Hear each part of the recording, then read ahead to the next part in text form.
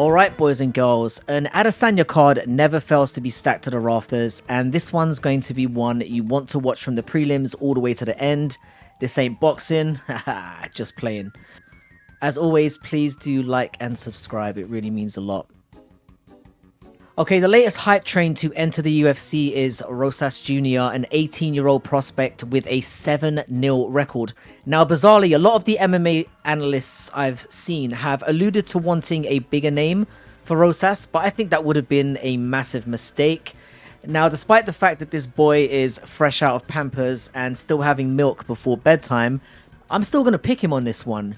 I think he'll have his struggles in the first, especially standing, where Rodriguez will be the slicker striker, and I think he's going to hit some damaging strikes in this one. Rosas has shown he can be quite naive and wild in this department, and I think he will get a bit of a slapping early. Ultimately, I think he's too big in this weight class and strong. I think he's going to find the takedown at the end of the first, which Rodriguez will somehow survive, only for Rosas to revert to that immediately in the second, find the back and choke him out.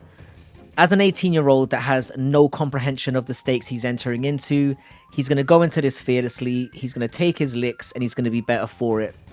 I'm calling the hype train to keep rolling for now. Okay, this one actually hurts a little bit, and not because I've got too much love for Ponzinibbio, but just because what could have been with this guy. I'm going to pick Kevin Holland. Ponzinibbio prior to his injury was third in the world and a really seriously balanced and dangerous contender at welterweight.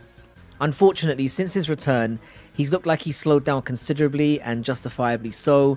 His last few fights in particular have really highlighted that.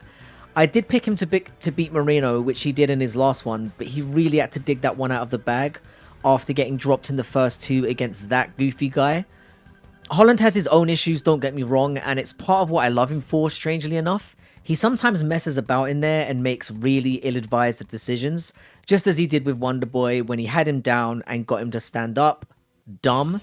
But after coming off 2 losses, as others have alluded to, I expect him to be laser-focused and to not make any stupid mistakes or take any prideful risks. I think he's going to pick away at range. I think he's going to drop Ponzi in every round, taking a clear 30-27, 3 rounds to 0. It's going to be a frustrating night for Ponzi, who will struggle to land all night. A Kevin Holland backed against the wall is dangerous, and I think he's going to right the ship here. Shame for Ponzi, who could have really been more, but through no fault of his own. I think Holland's going to take this. Oh man, I'm going to take a massive risk on this one. I think Yanez is crisp, I think he's skilled, I think he has excellent boxing. And he does have KO power, which is absolute gold in the lower weight classes. I'm going to take Rob Font though. Now, if this was prior to Font taking 2 life-altering beatings in a row from Vera and Aldo, I would be way more confident here. And the risk is that those last 2 will have seriously changed his ability to take a shot. The Vera fight, while he took a lot of damage, was very competitive. And I'm banking that his durability will hold out enough to get him through this one. It's not like he got concussively KO'd in that one. I think he can apply more of a ground game if he has to go to it on Yanez, which I think could make the difference here. Also, the level of competition that both men have faced is just night and day. It's chalk and cheese. I would love to see Yanez win this one to have another contender in the mix, but he lost to Davy Grant, and the other guys he's beaten are no longer in the company. Font has fought incredible competition by comparison, including a massive win over Simon, who I think is really amazing. I just think that Font's ability to pressure, apply good body shots, and revert to takedowns if he needs to will get him the win here. I also like that this is a 3-rounder for him as well, so he doesn't have to worry about running out of steam. Great matchup, but I'm leaning with the underdog Font by getting a very close decision. A split would not surprise me in this one. Alright, here we go. I think Masvidal is going to get brutally KO'd and that this will be his last fight in the UFC.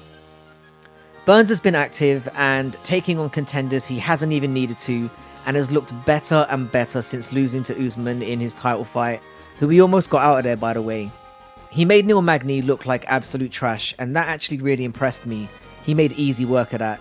Now, I'm not saying Magny is a world beater, I don't think he is. He doesn't get dealt with like that by anyone. And Burns destroyed him. On the other hand, Masvidal has been inactive, is coming off 3 dominant losses, is dealing with a court case due to his own dickhead behavior, and seems to have too many things going on at the moment with Game Bred Boxing and taking interviews talking about how he lives this gangster life and how it's all shoot on sight and all that shit. He's a fucking plum, and he's way up his own ass for a guy who has so much going on and has had so many losses in a row. I think he's posturing, and I think he's turning up just to get a check. I think the first round actually will be fairly close despite what I've said. But in a second, I think Burns is going to catch him and drop him. I think he's going to find the back and lock in a rear naked choke.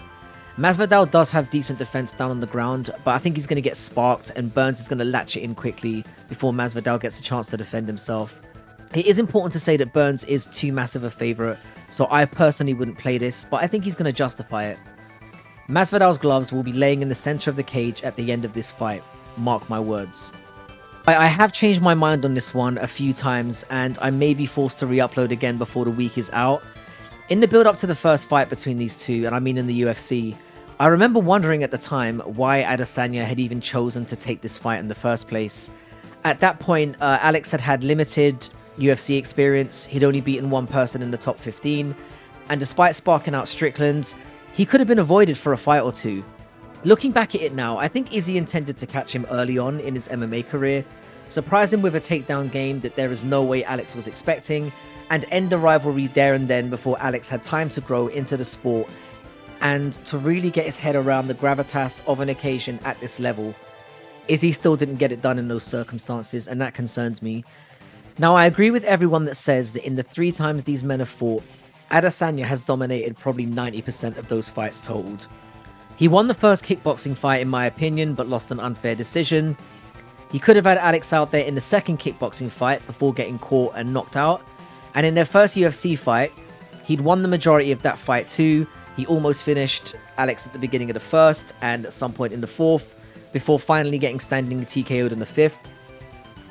Do I think Israel Adesanya is the better striker? I do. Do I think he's a more rounded MMA fighter? Well, he was. Sometimes a guy just has your number, and I feel that that is just simply the case here. Adesanya is an outstanding fighter, and I have no intention of diminishing what he is or what he has achieved. The embedded episode for me was actually the clincher when deciding who to pick this fight. You have Israel hopping around town, buying kicks and doing meet and greets, and on the other side they jump to Pereira, staring out a window in his hotel and speaking about the boat he's dreaming of buying. Alex has his number, and as great as Israel is, I don't think we're going to see him carrying UFC gold again. Magnificent career, and if he loses and I was him, I'd follow Masvidal into retirement and get out while your brain is still in one piece. I'm taking Alex to win by TKO in this one, and I think it's going to actually be a little bit more easy this time. Alright, first of all, before I head off, I just want to thank everyone who's been subscribing and watching the videos lately. I've been absolutely blown away by the response. The MMA and boxing video in particular really blew my mind. It managed to garner over 1,000 views in less than 24 hours, which is something I've never experienced. I can't tell anyone who's an up-and-coming creator and doing this what an incredible buzz it is to see the numbers going up that quickly in such a short space of time. Might seem like nothing to a lot of you, but to me that really meant a lot, and thanks to everyone who tuned in. Now, I will be back on Sunday for the reaction to this card. There will be a few little changes to it, and I might try and do 1 or 2 news videos in between now and then. As always, it's been a pleasure, and have a wonderful week, each and every one of you.